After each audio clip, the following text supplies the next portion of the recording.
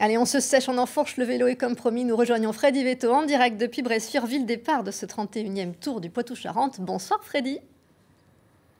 Bonsoir Marie-Ange, bonsoir à tous. Le Tour cycliste international du Poitou-Charentes fête ses 30 ans cette année. L'épreuve créée en 1987 vivra cette semaine sa 31e édition. Au départ ici de Bressuire où nous nous trouvons ce soir. Vous voyez derrière moi le château de Bressuire. Au programme cette semaine, près de 660 km, 5 étapes. Je vous propose de découvrir le profil, le tracé de cette 31e édition. Une première étape qui partira donc demain de Bressuire, le site Bocapol, direction la Charente-Maritime Sainte, près de 200 km, étape promise aux sprinteurs. La deuxième, mercredi, au départ de Saint-Savinien sur Charente, 185 km 700, direction Roumazières-Loubert, avec 5 difficultés qui pourraient entraîner des cassures dans le peloton.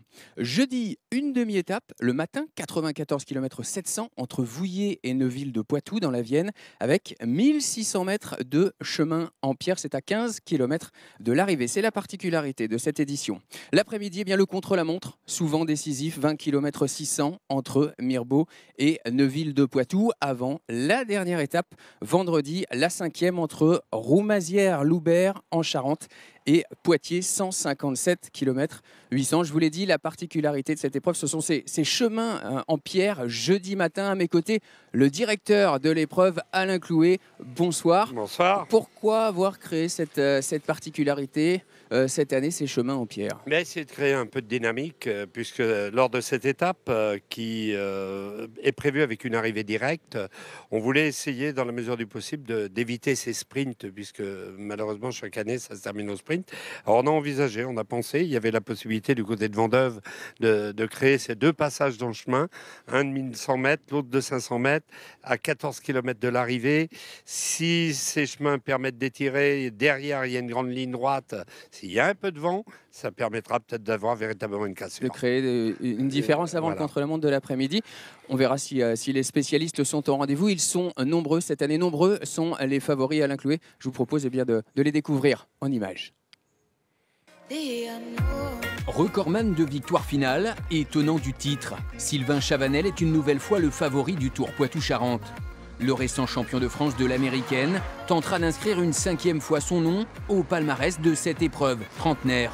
Le Châtelleraudais devra bien négocier jeudi le contre-la-montre de 20 km 600 entre Mirebeau et Neuville-de-Poitou, dans la Vienne. Mais face à lui, de nombreux spécialistes du chrono. L'équipe BMC se présente avec le champion du Luxembourg, Gempi Drucker, celui des États-Unis, Joey Rosskopf, et son dauphin, Brent Bookwalter. Autre coureur au maillot distinctif, le triple champion espagnol du contre-la-montre et champion d'Europe 2016, Jonathan Castroviero. Avec son coéquipier Jesus Serrada Lopez, deuxième du TPC 2013, ils font partie des leaders d'une solide formation Movistar. Autre prétendant à la victoire finale, l'ancien détenteur du record du monde de l'heure, Matthias Brundle, 4e du dernier championnat d'Europe du chrono. Face à ce contingent étranger, des Français, Jérémy Roy de la FDJ entouré d'Arthur Vichot et de Benoît Vaugrenard, et Damien Gaudin de l'Armée de Terre, victorieux du Trobro-Léon et des prologues des Tours du Luxembourg et du Portugal cette saison. Mais le Tour Poitou-Charentes est aussi et surtout une affaire de sprinteurs. Nasser Bouhanni le sait parfaitement, le coureur de la Cofidis tentera d'agrémenter son total de 5 succès obtenus en 2013 et 2016. Mais là encore, l'adversité est élevée. Le train du Team Sky souhaitera mettre sur orbite Elia Viviani, le champion olympique de l'Omnium, lauréat de la classique d'Hambourg dimanche. Ses compatriotes, Filippo Pozzato et Daniele Benatti, feront parler leur expérience. À suivre également Carlos Barbero, vainqueur d'une étape du Tour de Burgos. Daniel Maclay, à son actif le Grand Prix de Denain l'an dernier. Et les Français, Rudy Barbier d'AG2R La Mondiale et Thomas Bouda, le sprinter de l'équipe Direct Énergie, épaulé par Adrien Petit et Lilian Calmejane, le vainqueur de la 8e étape du Tour de France cette année.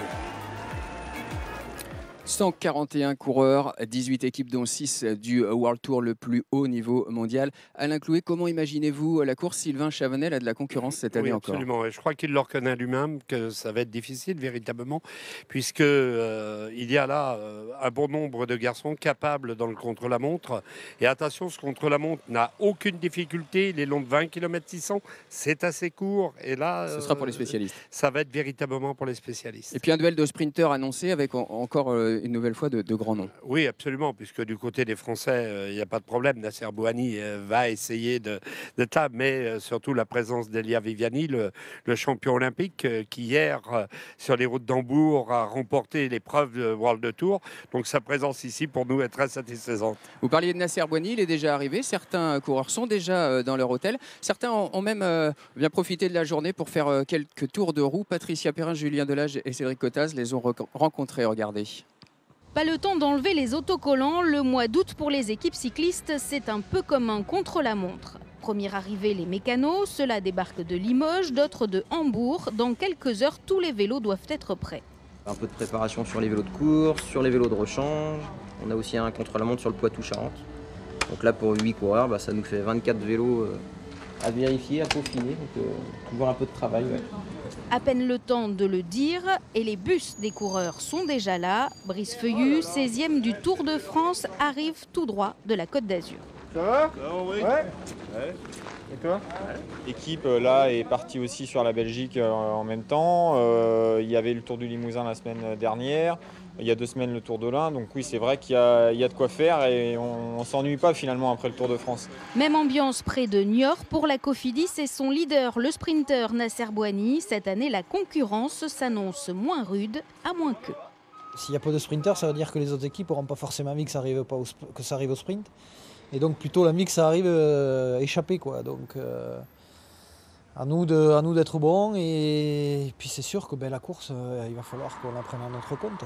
L'équipe vendéenne Direct Énergie est-elle là en voisine? Premier tour de pédale et reconnaissance pour les coureurs, à commencer par Lilian Calmejane, espoir du cyclisme français et vainqueur d'étape sur le dernier Tour de France. Les gens sont présents au pied du bus Direct Énergie et voilà, ils sont présents notamment pour me voir et me demander des autographes, donc je me prête à ce jeu-là. Bon, c'est assez plaisant, mais voilà, il faut retrouver aussi le sérieux et l'application, parce que c'est de la compétition. Calmejane, coéquipier modèle sur ce Tour du Poitou-Charentes pour un certain Sylvain Chavanel, l'enfant du pays qui brigue une 5e victoire sur l'épreuve. Voilà, les coureurs se préparent. Vous, Alain Clouet, vous êtes prêt pour cette 31e édition? Oui, prêt à l'attaquer. Je peux vous dire, en plus, si le soleil est là au rendez-vous, pas de problème. Ça a commencé avec la réunion des directeurs sportifs. Absolument. Le Team Sky parle de votre épreuve qui a maintenant 30 ans comme d'un joyau caché. Qu'est-ce que vous en pensez? Écoutez, on en est ravis, surtout venant d'une grande équipe comme la Sky. Ouais, l'équipe de Chris Froome qui a gagné le Tour de France. Oui, absolument. Je crois que, merci à eux de le dire. S'ils le disent, je pense que c'est vrai. La preuve, c'est leur présence là chaque année. On n'est qu'une épreuve de classe 1. Et encore une fois, on aura 6 équipes World Tour au départ. Je crois que, il y a certainement des raisons. Il y a l'effet calendrier, mais il y a peut-être aussi autre chose. Alors, la Sky a peut-être la parole de son côté, le mot à dire. Merci beaucoup, Alain Clouet. On va découvrir bien la première étape de ce Tour Poitou-Charentes. C'est demain au départ de Bressuire. Commentaire de Fabrice Bidot. 31e TPC, 199 km 500 entre Bocapol à Bressuire dans les Deux-Sèvres et Saintes en Charente-Maritime. Les coureurs longeront la Vendée en direction du Marais Poitevin avant d'entrer en Charente-Maritime. Au programme 4 côtes, les 2 dernières sont les plus pentues, entre 6 et 10%, mais situées à près de 80 km de l'arrivée, elles ne devraient pas perturber un final dédié aux sprinteurs. Ils tenteront de se placer aux avant-postes lors des 18 km du circuit. L'arrivée court-réverso est prévue un peu avant 17 h. Et pour ne rien manquer de ce Tour Poitou-Charentes, rendez-vous tous les matins sur notre page Facebook à 11h15. Le départ sera donné en direct dans notre journal Midi Pile. L'arrivée en direct sur notre page Facebook l'après-midi et puis le compte-rendu complet de l'étape le soir dans le journal de 19 h. À demain, Marie-Ange. À demain, Freddy.